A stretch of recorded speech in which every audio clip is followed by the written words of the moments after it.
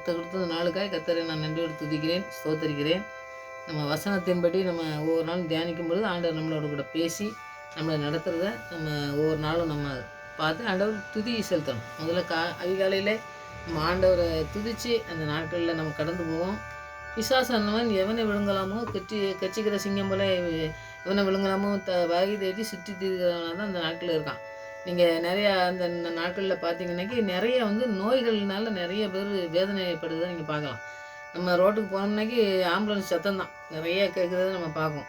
எத்தனை பேர் வேதனையோடு இருக்காங்கன்னு சொல்லி பார்ப்போம். அப்போது நிறைய தடைகளை குடும்பத்துலேயோ மற்ற காரியங்களில் அவங்க ஏதோ ஒரு தொழில் பண்ணாலோ எல்லா காரியத்துலேயும் பார்த்திங்கன்னா ஒரு தடையை கொண்டு அவங்கள ஒரு சமாதானம் இல்லாமல் குடும்பத்தில் மற்ற எல்லா காரியத்தையும் செய்து கொண்டு இருக்கிற பிசாசின் வாழ்கை நடந்து கொண்டு இருக்கிற நேரத்தில் ஆண்டவருடைய வருகை சமயமாக இருக்கிற நாட்களில் இந்த நாட்களில் எத்தனை தடைகள் வந்தாலும் ஆண்டவர் நீக்க நமக்கு வல்லமை உள்ளவர் அப்படிங்கிறத இன்றைக்கி தலைப்பாக நம்ம தியானிக்க போகிறோம். தடைகள் நிறைய வரும் நம்முடைய வாழ்க்கையில். நீங்கள் நிறைய தடைகளை பார்க்க முடியும். நம்ம ஆண்டவருக்குன்னு ஏதாவது நம்ம செய்யணும், நம்ம ஆண்டவருக்கு ஏதாவது நிற்கணும், நம்ம வாழ்க்கையில் நிற்கணுன்ட்டு நம்ம செயல்படுத்த நம்ம ஆரம்பிக்கும் பொழுதே நிறைய சோதனைகளை நம்ம சந்திக்க வேண்டியிருக்கும். அந்த சோதனையின் மத்தியில் ஆண்டவர் நம்மளை சோதிக்கிச்சு அப்படியே விட்டுறவர் அல்ல, சோதனைக்காரனே ஜெயித்தவர். அதனால் நமக்கும் இந்த ஜெயத்தை தர்றதுக்கு வல்லமை உள்ளார். அதனால் அந்த தடைகள் எத்தனை தடைகள் நம்முடைய வாழ்க்கையில் இருந்தாலும் எல்லாவற்றையும் நீக்கி இந்த புதிய வருடத்தில் ஆண்டவர் ஆசீர்வாதத்தை தர்றதுக்கு இன்றைக்கி நம்ம அதை தியானிப்போம். ஆண்டவர் நம்முடைய தடைகளை எல்லாம் நீக்கி நம்மளை ஆண்டவருடைய பிள்ளையாக மாற்றி அப்படியே ஆசீர்வாதத்தை பெற்றுக்கொள்கிற பிள்ளைகளாக மாற்றுவார்னு சொல்லி நம்ம விசுவாசத்தோடு ஜெயிப்போம். ஆண்டவர் பெரிய காரியங்களை இந்த வசனத்தின் மூலமாக நம்ம கற்றுத்தருவார். ஜெயிப்போம். நல்ல தகப்பனே நமக்கு நன்றி செலுத்துகிற சுவாமி. தடைகளை நீக்குகிறவர் நீர் எங்களோடு கூட இருக்கிறபடியால் பிசாசானவன் எத்தனை தடைகளை கொண்டு வந்தாலும் எல்லா தடைகளிலிருந்து எங்களை விடுவித்து எங்களை ஆண்டவரே உங்களுடைய நாம மகிமைக்கென்று எழும்பி பிரகாசிக்க செய்ய போகிறக்காக நன்றி செலுத்துகிறப்பா. எந்த இடத்துல நாங்கள் வெட்கப்பட்டு இருக்கிறோமோ, எந்த இடத்துல நாங்கள் தடை எங்களுக்கு உருவாக்கி பிசாசானவன் எழுந்திருக்க முடியாதபடி நடக்க முடியாதபடி எந்த தடைகளை கொண்டு வந்திருந்தாலும் என் இயேசு கிறிஸ்துவின் நாமத்தினாலே நாங்கள் ஜெயத்தை பெற்றுக்கொள்ளத்தக்கதான கிருபை இந்த வசனத்துக்குள்ளே எங்களுக்கு தந்திருக்கீங்க சுவாமி. அக்கா நன்றி செலுத்துகிறோம் ஆண்டவரே. உமக்கென்று நாங்கள் ஆண்டவரை அர்ப்பணித்து ஜெபிக்கும் பொழுது வருகிற தடைகளை எல்லாவற்றையும் நீக்கி உமக்கு பிரியமான பிள்ளைகளாக எங்களை மாற்றி உங்களுக்கு ஆண்டவரை கனி கொடுக்குற மரமாக எங்களை மாற்ற வேண்டுமா ஜெபிக்கிறையா. உங்களை ஒருவரும் ஒருவருடைய வாழ்க்கையில் இருக்கிற தடைகளை நீக்கி இந்த புதிய வருடத்திலே நாங்கள் அந்த புதிய ஆசீர்வாதத்தை சுதந்திரித்து கொண்டு தேவனுக்கென்று எழும்பி பிரகாசிக்கிற பிள்ளைகளாக காணப்பட இந்த நாட்களில் எங்களுக்கு நீங்கள் உதவி செய்யமா ஜெபிக்கிறோம் சுவாமி. இந்த வசனத்தின் மூலம் எங்களோடு பேசி எங்களை நடத்தி செல்வமா ஜெபிக்கிறோம். ஆவியானவர் எங்களை ஆளுகை செய்யமா ஜெபிக்கிறேன். துதிக்கான மகிமையெல்லாம் நமக்கே செலுத்துகிறேன். இயேசு ரட்சகர் நாமத்தில் ஜெபங்கள் நல்ல பிதாவே, ஆமென். ஒரு பாடல் பாடி வசனத்துக்குள்ள நமக்கு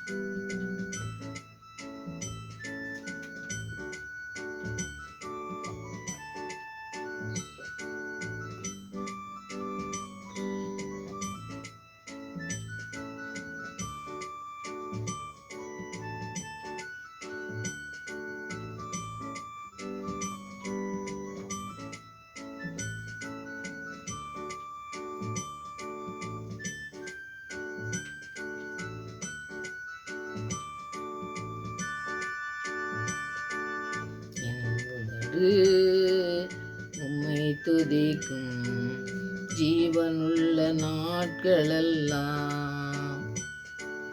என் உதடு உம்மை துதிக்கும் ஜீவனுள்ள நாட்களெல்லாம் சமூகம் மேலானது உயிரினும் மேலானது.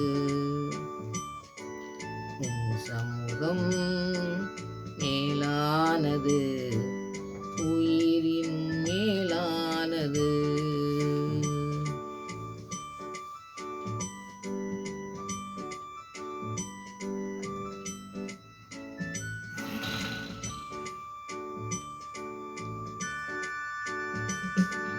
நீர் எனக்கு துணையாயிருப்பதா உம் நிழலில் அகமகிழ்ந்தே. நீர் எனக்கு துணையாயிருப்பதா உம் நிழலில் அகமகிழ்ந்தே.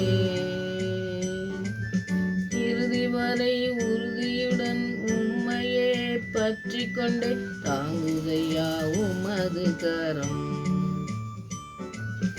இறுதி வரை உறுதியுடன் உம்மையே பற்றி கொண்டே தாங்குதையா உமது கரம்.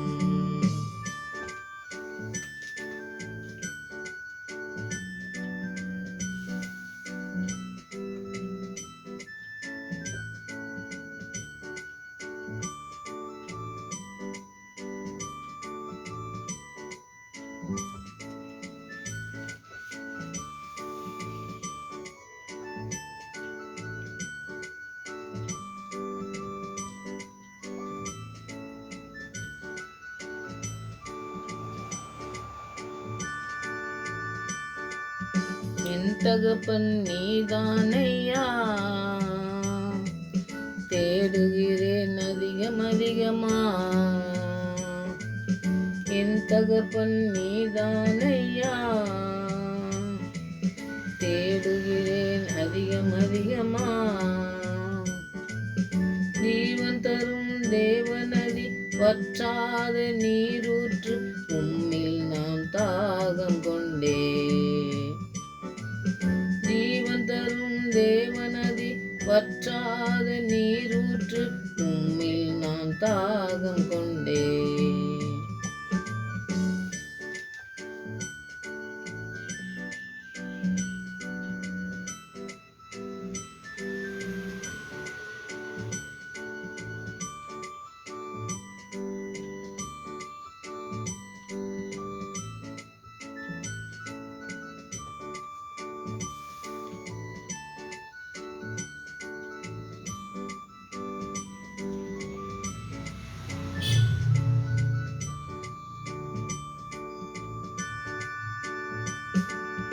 அறுசுவை உணர்வது போ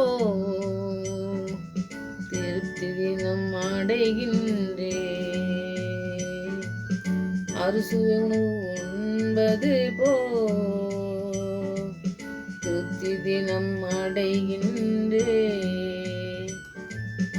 ஆனந்த களிப்புள்ள உதடுகளால் துதிக்கிறேன் ஆனந்தம் ஆனந்தமே.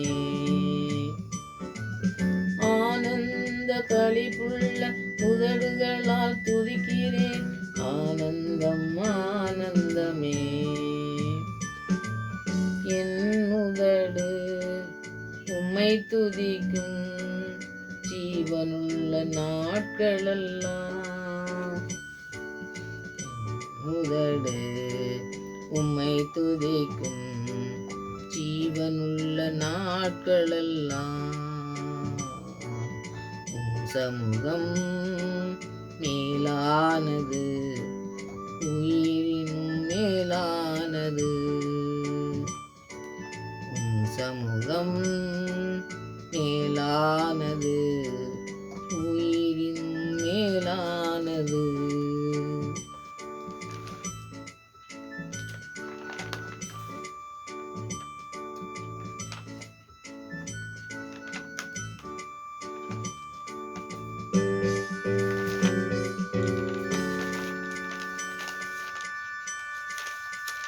இன்றைக்கி நம்ம தடைகளை நீக்குபவர் முன் செல்கிறார்னு சொல்லி அந்த வசனத்தை நம்ம தியானிப்போம். எத்தனை தடைகள் வந்தாலும் ஆண்டவர் நம்முடைய வாழ்க்கையில் வச்சுருக்க திட்டங்கள் நிறைவேறும். அதை யாரும் தடுக்க முடியாது. ஏன்னா நம்ம சிந்தனைக்கு வர்றது தடை பண்ணுறதுக்கு நிறையா மனுஷனால் முடியும், பிசாசால் முடியும், அப்படிலாம் தடை பண்ணுறதுக்கு வாய்ப்புகள் இருக்குது. ஆனால் ஆண்டவர் நம்முடைய வாழ்க்கையில் என்ன திட்டம் வச்சுருக்காரோ அது நிறைவேறும். அதை தடுப்பவன் யார் அப்படிங்கிற வார்த்தையில் நம்ம தியானிக்கும் பொழுது நம்முடைய வாழ்க்கையில் எத்தனையோ தடைகள் வருது பார்த்திங்களா. அப்போ வரும் பொழுது இந்த வசனங்கள் மூலமாக ஆண்டவர் நம்மளோடு கூட பேசுகிறத நம்ம நிறைய காரியங்கள் வேத வசனத்தில் இருக்குது. அப்படி மனுஷனு கூட ஆண்டவர் நடத்திருக்கிறத நம்ம நிறைய வசனங்களை தியானிக்கலாம். அதில் யோபுவை தான் முதலாவது நான் வசனத்தை பார்க்கலாம். 42வது அதிகாரத்தில் இப்போ அவர் நிறைய கேள்வியை கேட்டுட்டு ஆண்டவர் கேள்வி கேட்கும் பொழுது இவர் கடைசி அதிகாரத்தில் தான் அவர் உணர்வார். ஏன்னா நிறைய கேள்வி கேட்கும்போது ஆண்டோடைய கேள்விக்கு நம்ம பதில் சொல்கிறதுக்கு நமக்கு வாய்ப்புகளே இல்லை. ஏன்னா ஆண்டவர் வந்து ஆண்டவருடைய ஞானம் வந்து நமக்கு கிடையாது. ஆண்டவர் கொடுக்குற ஞானத்தின் மூலமாக நமக்கு வந்து அவர்கிட்ட வந்து கேள்வி கேட்கறதுக்கு இல்லை, அவருடைய ஞானத்தை தரும் பொழுது நம்ம மற்றவங்கள்ட்ட பேசுகிறதுக்கோ மற்ற ஆண்டவருக்கு நம்ம ஏதோ ஊழியம் பண்ணும்போது பேசுகிறதுக்கு அந்த மாதிரி ஞானத்தை தருவாரே ஒழிய, அவருடைய ஞானத்துக்கு முன்பாக நம்ம நின்று நம்ம ஏதோ ஜெயிச்சிடலாம் நம்ம ஆண்டவர்கிட்ட பேசி அப்படின்னு சொல்லி அந்த மாதிரி ஞானத்தை நம்ம ஆண்டவர்கிட்ட பெற்றுக்கொள்ள முடியாது. அவருடைய ஞானம் அனாதியாக பெரிய ஞானத்தை உடையவர். அவர் வந்து உலகத்தை அனைத்துக்கும் ஞானத்துக்கு உறைவிடமாக இருக்கிறதுனால நமக்கு கொஞ்சம் தர்ற ஞானத்தை தான் வச்சு யோபுவை நம்ம படிக்கலாம். சாலமோனுக்கு ஞானத்தை கொடுத்தாரு, அவர் படிச்சிருக்கிறாருன்னா நிறைய காரியங்களை நமக்கு கற்றுத்தரக்கூடிய காரியத்தை தான் கற்றுத்தர்றாரு ஒழிய, ஆண்டவர் நம்முடைய வாழ்க்கையில் வச்சிருக்க திட்டத்தை வந்து நிறைவேற்றுறதுக்கு எந்த மனுஷனாலையும் முடியாது. அவர் வச்சிருக்க திட்டத்தை வந்து தடை பண்ணி அதை செய்ய முடியாது அப்படின்னு சொல்லி எதையும் தடை பண்ணதுக்கு முடியாது. அப்படிங்கிறத நீங்கள் இந்த இவர் காரியத்திலலாம் பார்த்தீங்கன்னா, யோபுக்கு ஆண்டவர் பேசுகிறத நீங்கள் 40லேருந்து 41 படித்து பார்த்தீங்கன்னா, அவர் நிறைய கேள்விகள் கேட்பார். கேட்கும் பொழுது தான் அந்த கேள்விக்கு பதில் சொல்ல முடியாத பொழுது தான் அவர் வந்து யோபு சொல்கிற காரியங்களை பாருங்கள். 42வது அதிகாரத்தில் 2வது அர்த்தம், தேவரே சகலத்தையும் செய்ய வல்லவர், நீ செய்ய நினைத்தது தடைபடாது என்பதை அறிந்திருக்கிறேன் அப்படின்னு சொல்லி சொல்கிறத நம்ம பார்க்கோம். அப்போ யோபு எல்லா காரியத்தையும் அதை மேலே ஆண்டவர் சொல்கிறது, ஆண்டவர் பேச ஆரம்பிக்கார். ஏன்னா வந்து இவனை உத்தமன்னு ஆண்டவர் 1வது அதிகாரத்தில் சொல்லிட்டாரு. அப்படிப்பட்டவன் சோதிக்கிறதுக்கு பிசாசானு கேட்டு தான் அவன் சோதிக்கான்னு சொல்லி நம்ம பார்க்கோம். அவர் சோதிக்கப்படும் பொழுது அவர் வந்து சொல்கிறாரு, எத்தனையோ கஷ்டங்கள் நம்ம வாழ்க்கையில் நிறைய கஷ்டங்கள் வரும்போது என்ன செய்வோம், ஆண்டவரே நீங்கள் என்ன இப்படி கஷ்டத்தெல்லாம் எனக்கு வந்து அனுமதிச்சிட்டீங்க, இப்படி கஷ்டம் வந்ததுனாக்க நான் என்ன செய்வேன், எனக்கு வந்து உதவி செய்கிறதுக்கு யாருமே இல்லை, அந்த டயத்தில் நான் வந்து என்ன செய்கிறது, என்ன இப்படி கைவிட்டுட்டீங்களே அப்படின்னு சொல்லி நம்ம நிறைய காரியங்களில் நம்ம வந்து ஆண்டவர் வந்து குற்றம் சொல்லாதவங்க யாருமே இருக்க முடியாது. ஏன்னா கஷ்டம் வரும் பொழுது நிறைய நம்ம கைவிடப்பட்ட நிலையில் இருக்கும் பொழுது தான் நம்ம சிந்தனைக்கு அப்படியே வந்துடும், எப்படியோ சொல்லிடுவோம், ஆண்டவரே ஏன் வச்சுருக்கீங்க, நான் செத்துருந்தா நல்லா இருந்திருக்குமே, நான் ஏன் இவ்வளோ கஷ்டப்பட்டு நான் வாழணும், நான் ஏன் இப்படி கஷ்டப்படணும், இப்படி வாழ்க்கையில் வந்து எல்லாத்தையும் பேச்சு இந்த மாதிரிலாம் வாங்குறதுக்கு ஏன் நாங்கள் இருக்கணும் அப்படின்னு சொல்லி நம்ம அந்த வாழ்க்கையை வந்து வெறுத்து பேசக்கூடியது எல்லாருமே பேசுவோம்.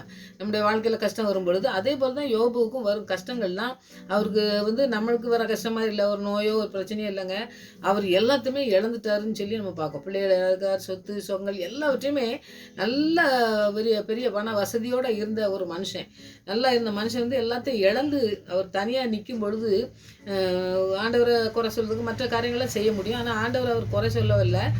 அப்பவும் பாருங்க, மனைவி கூட நீ ஆண்டவரை தூசிச்சு சாகுன்னு சொல்லும் பொழுது கூட அவருடைய சரீரத்திலேயே நோய் பாருங்கள். அந்த இழந்தது மாத்திரம் இல்லைங்க, அவருடைய சரீரத்தில் பூரா ஒரே புண்ணுனால நீங்கள் அவருடைய சரித்திரத்தெல்லாம் நீங்கள் எடுத்து படித்து பார்த்தீங்கன்னாக்கி அவர் உடம்புல இருக்க புண்ணு அழுகி அப்படியே வேதனை தாங்க முடியாதபடி இந்த மண்ணெல்லாம் நல்லா தோண்டிட்டு அது உள்ளுக்குள்ளே போய் நின்றுட்டு அப்படியே ஃபுல்லாக உடம்பு பூராத்தையும் மண்ணுக்குள்ளார வச்சுக்கிட்டோம்னாக்கி கொஞ்சம் இந்த மண்ணெல்லாம் அப்படியே செறிஞ்சு விழுந்த உடனே அவருக்கு அந்த வலி இருக்காது போல் இருக்குது. அதனால் அப்படி இருந்தாருன்னெலாம் சொல்லி நம்ம சரித்திர பூராமல் படித்தோம்னா இருக்குது. அப்போ அவ்வளோ பெரிய உடம்புலேயும் புண்ணு, வேதனை, நோய் எல்லாத்தையும் இழந்தது. அந்த ஃப்ரெண்ட்ஸ்லாம் வந்து பேசுகிறது வேற இருக்குது, எல்லாம் உலகம் எல்லாம் பேசியிருப்பாங்க, என்னமோ செஞ்சுருக்காங்க அதனால தான் அந்த மாதிரின்னு சொல்லி. அப்போ அத்தனை காரியங்கள்லேயும் அவர் எத்தனையோ காரியங்கள் சொல்லிட்டு இருக்கும்போது ஆண்டவர் உத்தமன்னு சொல்லிட்டாரு. இப்போ ஆண்டவர் என்ன வச்சுருக்காரு, யோபுவை கொண்டு என்ன செய்யணும் அப்படிங்கிற திட்டம் வந்து அவர் முதலாவதே வச்சுருந்துருக்காரு. அதனால ஆண்டவர் சொல்கிற காரியங்களை பாருங்கள், எல்லாத்தையும் எடுத்துக்கோ, அவர்கிட்ட ஜீவன் நீ தொட முடியாதுங்காரு. அப்போ ஜீவனை வச்சதுனால தான் அடுத்த ஆசீர்வாதத்தை அவன் சுதந்திரிக்க முடியும். இழந்தது அப்புறத்தை சுதந்திரிக்கணும்னா உத்தமன்னு சொல்லிட்டாரு. அப்போ ஆண்டவர் தடை பண்ணி எத்தனை தடை பிசாசானவன் கொண்டாந்தாலும் சரி, எத்தனை பிசாசு கொண்டாந்தான் பார்த்தீங்களா, வேதனையை கொண்டாந்தான், எல்லாம் பண்ணான். ஆனால் அந்த யோபுகிட்ட இருந்த ஒரு காரியத்தை பாருங்கள், ஆண்டவர்கிட்ட எவ்வளோ பெரிய விசுவாசத்தை வச்சுருப்பாருன்னு பாருங்கள். எல்லாம் இழந்து போன பிறகும் தேவரி சகலத்தையும் செய்ய வல்லவர்னு சொல்கிறாரு. அப்போ சகலத்தையும் செய்ய வல்லமை உள்ளவர் நம்ம தேவன். அவர் செய்ய நினைத்தது நம்ம வாழ்க்கையில் என்ன செய்ய அவர் நினச்சிருக்காரு, நம்ம தீமைக்கு செய்ய மாட்டார் அப்படிங்கிறத நான் அறிஞ்சிருக்கிறதுனால அவர் வந்து எல்லாத்தையும் செஞ்சுருக்கேன், அவர் எல்லா தடைகளையும் நீக்கி என்னை வந்து நடத்துவாருங்கிற அந்த அறிக்கையை 42வது அதிகாரத்தில் தான் சொல்கிறாரு. 2வது வசனத்தில் சொல்கிறத நம்ம பார்க்கோம். அப்போ கடைசியில் பார்த்தீங்கன்னாக்கா ஆண்டவர் அந்த 2 மடங்கு ஆசீர்வாதத்தை கொடுக்காரு. இழந்ததை எல்லா பிள்ளைகளை இழந்தாரா, 10 பிள்ளைகளை கொடுக்காரு, இழந்த எல்லா செல்வங்களை கொடுக்காரு, சொந்தங்கள்லாம் எல்லாரும் வர்றாங்கன்னு சொல்லி நம்ம பார்க்கோம். கடைசி அதிகாரத்தில் முடிக்கும் பொழுது அவர் வந்து பார்த்தீங்கன்னா கடைசி யோபு நெடுநாள் இருந்து பூர்ண வயதுள்ளவனா மாறித்தான்னு சொல்லி பார்க்கணும். பார்க்கும். 16வது வசனத்தில், இதற்கு பின்பு யோபு 140 வருஷம் உயிரோடு இருந்து 4 தலைமுறையாக தன் பிள்ளைகளையும் தன் பிள்ளைகளுடைய பிள்ளைகளையும் கண்டான்னு சொல்லி நம்ம பார்க்கோம். அப்போ எத்தனை வயசு வரைக்கும் இருந்தாருன்னு சொல்லி ஒரு கணக்கு போட்டு நீங்கள் பார்த்துக்கோங்க. அப்போ ஆண்டவர் வந்து இழந்ததை தரக்கூடியவர், இழந்ததை மீட்க தான் ஆண்டவர் வந்தார். அப்போ யோபு காலத்தில் வந்து சிலுவை மரணமோ ஏதோ இல்லை. ஆனால் வந்து அவர் எழுதி வச்சிருக்க வார்த்தைகளை பாருங்க, எத்தனை தடைகளை கொண்டு வந்தாலும் அந்த தடைகளை நீக்கி என்னை ஆசீர்வதிச்சு என்னை 4 தலைமுறை வைக்க ஆண்டவர் பார்க்கறதுக்கு என்னை வச்சிருக்காரு. அப்போ இந்த பிசாசனோட எத்தனையோ சோதனைகள் கொண்டு வந்தால் அது என்ன அழிக்க முடியலை அப்படிங்கிறத நான் வந்து ஆண்டவரை பற்றி எனக்கு தெரியும். அவர் எல்லாத்தையும் செய்ய வல்லமை உள்ளவர்னு சொல்லி அவர் வல்லமை வந்து நம்ம அறிஞ்சுக்கிடணும். நம்மளோட வாழ்க்கையில் எத்தனை தடைகள் வந்தாலும் எத்தனை பிரச்சனைகள் வந்தாலும் சரி, இந்த தடைகள்லாம் வரும் பொழுது அதை தடுப்பு சுவர்னால என்னுடைய ஆண்டவர் வச்சிருக்க திட்டத்தை அதை நிறைவேற்றாமல் என்னை தடை பண்ண முடியாது அப்படிங்கிற ஒரு சர்வ வல்லமை உள்ளவர் என் தேவன் சொல்லி நம்ம முழுமையாக நம்ம நம்பி ஜெபிக்கும் பொழுது தான் அந்த காரியத்தில் நம்ம ஜெயத்தை பெற முடியும். இந்த யோபு போல் இந்த யோபு காலத்துலலாம் பார்த்திங்கன்னாக்கி யோபு வந்து ஒரு நிச்சயம் இருந்தது. அவர் சகலத்தையும் அவர் நம்ம என்னை வச்சு ஒரு நோக்கம் வச்சுருக்காரு.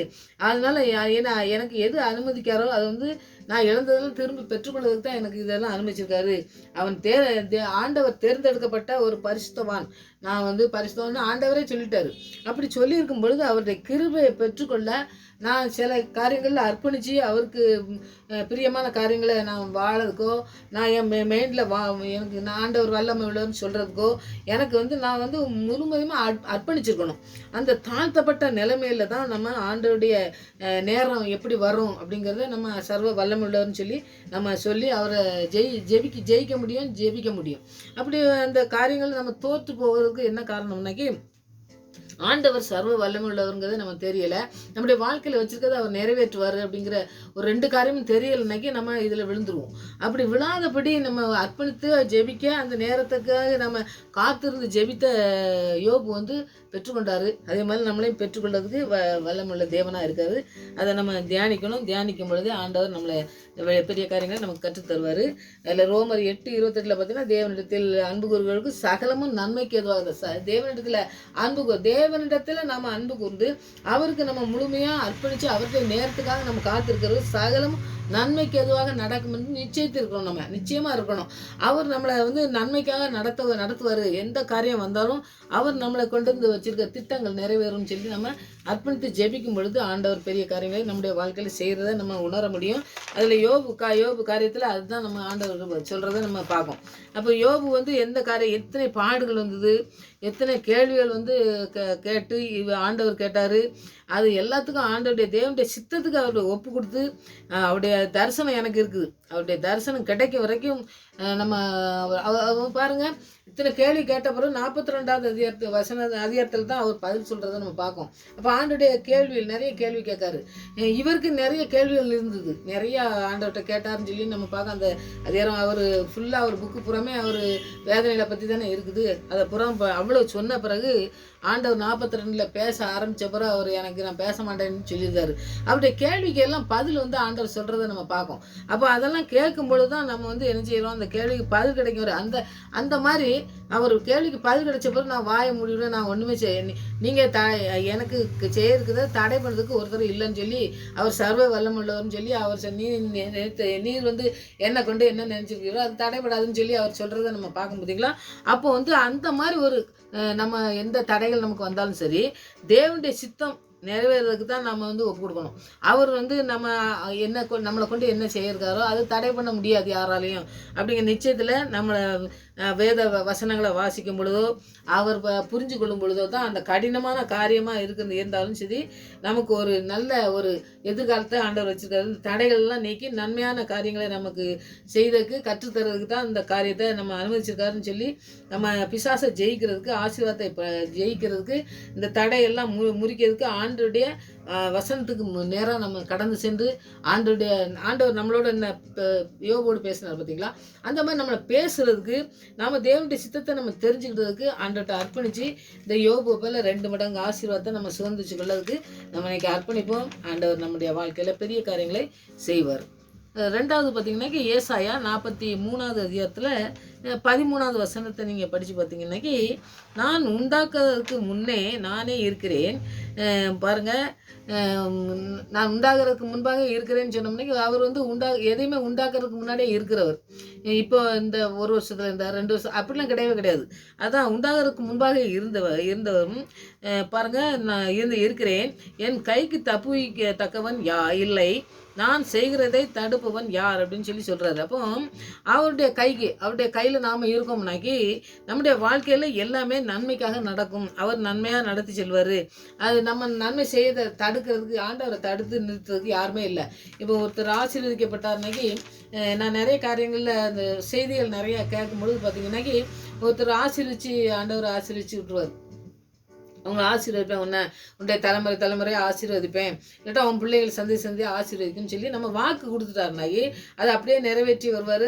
அவங்க சில காரியங்களில் தவறு பண்ணும்பொழுது சில சின்ன சின்ன காரியங்களில் தவறு பண்ணாங்கன்னு வைங்க, தவறு பண்ணும்போது அதுக்கேற்ற தண்டனை கொடுப்பாரு வெளியே. அவர் வார்த்தை கொடுத்தாரு பார்த்தீங்களா, அதுதான் நம்ம தாவீதுக்கு கொடுத்த வசனங்கள்லாம் நீங்கள் படிச்சிங்கன்னா தெரியும். உன் சந்ததியெல்லாம் ராஜாக்கள் இருப்பாங்கன்னு சொல்லியிருப்பார் ஆண்டவர். அதை எடுக்கவே இல்லை. ஆனால் நிறைய காரியங்கள் அவங்க தவறு பண்ணும்போது அந்த தண்டனையை பெற்றுக்கொண்டாங்க பார்த்தீங்களா. அந்த மாதிரி ஆண்டவர் ஒரு வாக்கு கொடுக்கும் பொழுது அதை வந்து நிறைவேற்றுகிறவர். உன்னை ஆசீர்வதிப்பேன்னு சொன்னோம்னா ஆசீர்வதிச்சு எல்லாத்தையும் நடத்துறாரு.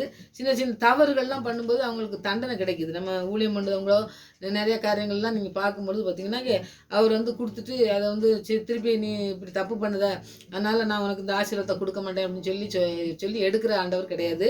அதுக்கு அவங்க தப்பு செஞ்சாங்கன்னா அதுக்கேற்ற தண்டனையே நீங்கள் நிறைய ஊழியம் பண்ணுறவங்க நிறைய அந்த செய்திகள்லாம் பார்த்தீங்கன்னாக்கி நிறையா உங்களுக்கு தெரியும். அப்போது நமக்கு ஆண்டவர் நம்ம வாக்கு கொடுத்துருந்தாருன்னா அதை நிறைவேற்றுறதுக்கு வல்லமை உள்ளவர். அவர் வார்த்தையை தடுக்கிறதுக்கு, அவருக்கு நம்ம வாழ்க்கையில் செய்கிறத தடுக்கிறதுக்கு ஒருத்தனுக்கும் அந்த அதிகாரத்தை ஆண்டவர் கொடுக்கல.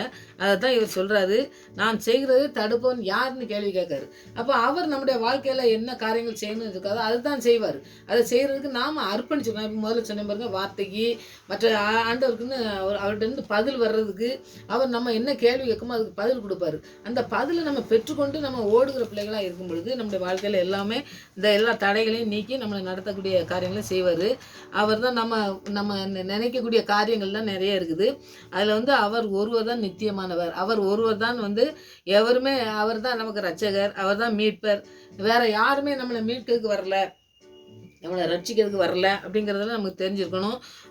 அப்போ அவர் நம்முடைய வாழ்க்கையில் என்ன செய்யிருக்காரு, எப்படி நடத்தணும்னு தீர்மானிச்சிருக்கிறாரு அப்படிங்கிறதெல்லாம் நம்ம புரிஞ்சுக்கிட்டோம்னாக்கி அப்படி நடக்க நம்ம வாழ்க்கையில் வந்து அப்படி நடக்கணும் அப்படிங்கன்னு சொல்லி நம்ம அர்ப்பணிக்கும் போதே அவர் செயலாற்றுறது, அவர் நடத்துகிற காரியங்கள்லாம் எவனுமே தடை பண்ண முடியாது அப்படிங்கிறத நம்ம படிக்கலாம். நீங்கள் வேத வசனத்தை படித்து அதுக்கேற்ற விளக்கங்கள் புக்குங்கள்லாம் நிறைய இருக்குது பார்த்தீங்களா. அதெல்லாம் படிச்சிங்கன்னா பார்த்தீங்கன்னா நிறைய ஆச்சரியமாக இருக்கும். ஏன்னா நம்முடைய வாழ்க்கையில் ஒரு திட்டம் வச்சுருக்காரு. நம்முடைய தாயின் கருவிலே உருவாவதற்கு முன்பாகவே தெரிந்து கொண்டேன்னு இறைமையா மாத்திரம் இல்லை, ஒவ்வொருத்தரையும் தெரிஞ்சு கொண்டார். என்னுடைய பிள்ளைகளை தெரிஞ்சிருப்பார், உங்களுடைய பிள்ளைகளை தெரிஞ்சிருப்பார், உங்களை தோண்டுவிட்டுப்பார். அது உங்களை எப்படி தெரிஞ்சு உங்களோட பேசியிருப்பார் ஒரு வார்த்தைகளை. அந்த வார்த்தைகள் மூலமாக உங்கள் பிள்ளைகள் மூலமாக உங்கள் மூலமாக நடத்துவார். நம்ம வாழ்க்கையில் நம்ம செய்யணும்னு சொல்லி ஒரு திட்டம் வச்சுருப்போம். அது நம்ம பிள்ளைகள் வாழ்க்கையில் நம்ம பார்க்குறதுக்கு நமக்கு ஒரு காரியங்கள் செய்வார். இப்படி அவர் வந்து ஒரு வாக்கு கொடுத்துட்டாருனாக்கி ஆசீர்வதிக்கிற வாக்குகளை கொடுக்கும் பொழுது அவர் வந்து செய்ய நினைச்சது தடை பண்ணவே யாராலும் தடை பண்ண முடியாது. நம்முடைய வாழ்க்கையில் நீங்கள் அப்படி ஏதாவது தடைகள் இருந்து நம்முடைய வாழ்க்கையில் இருக்குமானால் இன்றைக்கி அர்ப்பணித்து ஜெபிங்க. ஆண்டவர் வந்து இந்த எத்தனை பெரிய செயலாற்றினாலும் சரி, பிசாசனம் தடை பண்ணாலும் சரி, அதில் ஆண்டவர் அந்த தடையை பூராத்தையும் முற்றிலுமாக முறித்து ஆண்டவருக்கு பிள்ளையாக நம்மளை அவன் மீட்பின் திட்டத்தில் நம்மளை நடத்தி நமக்கு ஒரு பெரிய எதிர்காலத்தை வச்சு அந்த தடைகளை எல்லாம் நீக்கி எவராலும் முடியாத காரியத்தை நமக்கு செஞ்சு முடிக்க வல்லமை உள்ளவர்.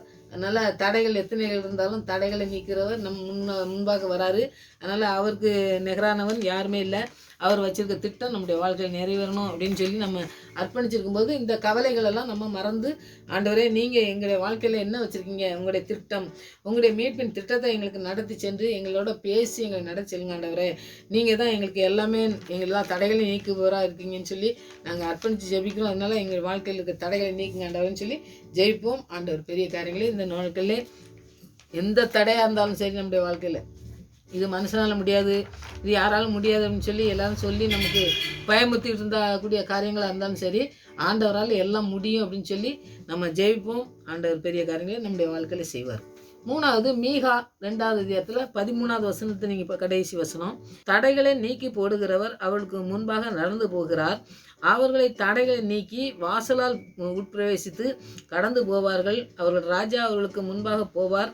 கர்த்தர் அவர்கள் முன்னணியில் நடந்து போவார். கர்த்தர் முன்னாடி போகிறாராம்மா. போகும்போது பார்த்தீங்கன்னா முன்னாடி யாக்கோபு பற்றி சொல்லுவார்.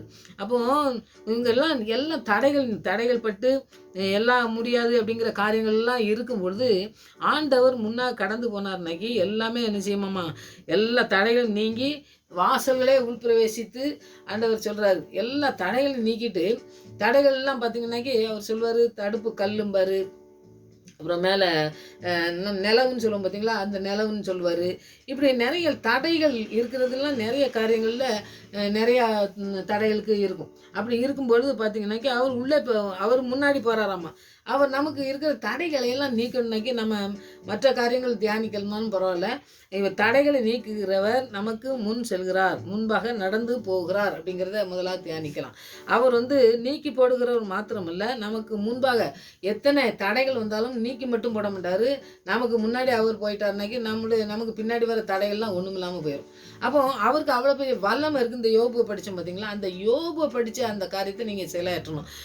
யோபுக்கு செஞ்ச மாதிரி எங்களுக்கு செய்ய நீங்கள் வல்லமை உள்ளவர். நீங்கள் வல்லமை உள்ளவர், நீங்கள் வார்த்தையில் வல்லமை உள்ளவர். எங்களை வச்சு திட்டம் பெருசு. அதனால் உங்கள் அன்பில் நாங்கள் இருக்கோம், நீங்கள் நடத்தணும்னு சொல்லி நாங்கள் அர்ப்பணிச்சிருக்கோம் அப்படின்னு சொல்லி நம்ம அர்ப்பணித்து ஜெபிக்கும் பொழுதே இந்த வசனங்கள்லாம் நமக்கு தான் சொந்தமானதாக மாறும். அப்போ இஸ்ரேல் மக்கள் மாத்திரம் இல்லை, நமக்கும் தான் பார்த்துங்க சிறையிருப்பில் நம்ம ஏதோ ஒரு சிறையிருப்பில் இருக்கோம். நம்முடைய வாழ்க்கையில் ஏதோ ஒரு காரியம் தடைப்பட்டு இருக்குன்னாக்கி அந்த தடைகளுக்கு பூரா பார்த்திங்கனாக்கி ஆண்டவர் நான் உங்களுக்கு முன்பாக செல்கிறேன்னு சொல்கிறது. புது வாழ்வை தர்றேன், நான் செஞ்சதை எவன் தடை செய்ய முடியும், அதனால் கர்த்தர் நான் முன்னாடி செல்கிறேன், எல்லா தடைகளையும் முறித்து போடுவேன்னு சொல்கிறாரு. அப்போ நம்முடைய ஆண்டவர் முன் செல்லும் பொழுது எந்த பெரிய தடைகளை நமக்கு கொண்டு வந்தாலும் எல்லா வாழ்க்கையில் இருக்க தடைகளை முற்றிலுமாய் நீக்கி இந்த புதிய வருடத்தில் புதிய ஆசீர்வாதத்தை தருவேன்னு சொல்லி வாக்கு கொடுத்த தேவன் புதிய காரியங்களை செய்து நம்மளை நடத்தி செல்ல இன்றைக்கி அர்ப்பணிப்போம். ஆண்டவர் பெரிய காரியங்களை நம்முடைய வாழ்க்கையில் செய்வார். அதனால் தடைகள் எத்தனை தடைகள் இருந்தாலும் நம்முடைய வாழ்க்கையில் ஆண்டவரே நீங்கள் எல்லா தடைகளும் நீக்கி எங்களை நடத்தி செல்லுங்கன்னு சொல்லி அர்ப்பணித்து ஜெபிப்போம். ஆண்டவர் பெரிய காரியங்களை செய்வார். ஆமென். ஜெபிப்போம். உம்மை போல் யாருண்டு எந்தன் இயேசுநாதா, இந்த பாதத்தில் உம்மை போல் யாருண்டு, உம்மை போல் யாருண்டு எந்தன் இயேசுநாதா, இந்த பாதலத்தில் உம்மை போல் யாருண்டு. ஆம் சுவாமி, உம்மை போல ஒருவரும் இல்லை ஆண்டவரே. இந்த மனிதனுடைய அன்பு மாயை என்று சொல்லி நீங்கள் சொல்லியிருக்கீங்க சுவாமி. அதுபோல் இந்த மாயான மனிதனுடைய ஆண்டவரை தடைகளை நாங்கள் நினைத்து ஆண்டவரை தடை செய்யும் பொழுது அதில் நாங்கள் விழுந்து விடாத மூழ்கி விடாதபடி எங்களை ஆண்டவரை தூக்கி சுமக்கிற ஒரு கரம் இருக்கிறது. பலமுள்ள ஆண்டவரை தகப்பன் எங்களுக்கு முன்பாக சென்று எல்லா தடைகளையும் முறித்து போடுவேன்னு சொல்லி வாக்கு கொடுத்திருக்கிற தேவனுடைய வார்த்தையை நம்பி நாங்கள் ஜெபித்து இந்த தடைகளை ஆண்டவரை முற்றிலுமாய் மேற்கொள்ள எங்களுக்கு நீங்கள் உதவி செய்கிற தயவுக்காக நன்றி செலுத்துகிறப்பா. எல்லா தடைகளையும் முற்றிலுமாய் நீக்கும் ஆண்டவரை. பிள்ளைகளுடைய வாழ்க்கையில் இருக்கிற எல்லா தடுப்பு சுவர்களும் எரியும் மதில் போல உட்டை தெரியப்படட்டும் ஆண்டவரே. நாங்கள் துதிக்கும் பொழுது, நாங்கள் ஜெபிக்கும் பொழுது எல்லா காரியங்களையும் ஜெயமாய் முடிக்கிற தேவன் எல்லாவற்றையும் நீங்கள் பார்த்து கொள்வேன் சொன்னீங்களே சுவாமி. அதுபோல் எங்களுடைய வாழ்க்கையில் எல்லா காரியங்களுக்கும் ஆண்டவரே முதலிடம் உமக்கு கொடுத்து யோபு போல ஆண்டவரே ஸ்தோத்திரம் ஆண்டவரே. நீங்கள் செய்ய நினைத்தது தடைபடாது, நீங்கள் சர்வ வல்லமுள்ளவர்னு சொல்லி ஆண்டவரே ஆசீர்வாதத்தை சுதந்திரித்து கொண்டது போல நாங்களும் சுதந்திரித்துக் கொள்கிற பிள்ளைகளாய் காணப்பட தேவன் ஆண்டவரே அந்த அன்பினால் நிறைத்து வழிநடத்த வேண்டுமா ஜெபிக்கிறார் சுவாமி. உங்களுடைய அன்பிலே நாங்கள் வளரும் பொழுது ஆண்டவரே சகலமும் நன்மைக்கு எதுவாக நடத்துகிற தேவனாய் இருக்கிறபடியால் நன்றி செலுத்துறப்பா. உங்களுடைய அன்பிலே நாங்கள் நிலைத்து நிற்கவும் உங்களுடைய நடத்துதலுக்கு நாங்கள் முற்றிலுமாய் ஆண்டவரே நடத்தப்பட ஆண்டவரே நீங்கள் உங்களுடைய கருத்திலே அர்ப்பணித்து ஜெபிக்கிற பிள்ளைகளாய் காணப்பட கிருபை செய்யுங்க.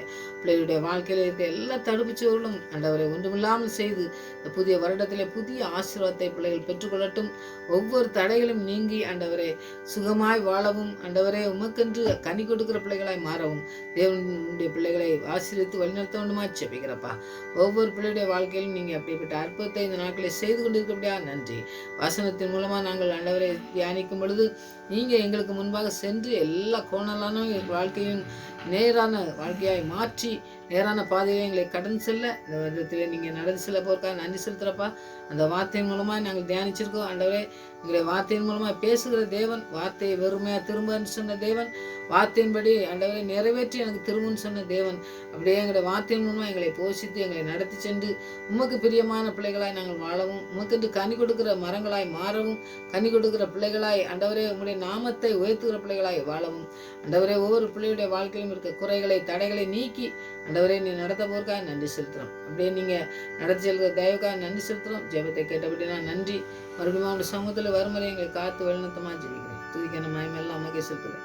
ஏசு ரச்சன் நாம் ஜெபங்கள் நல்ல பிதாவே.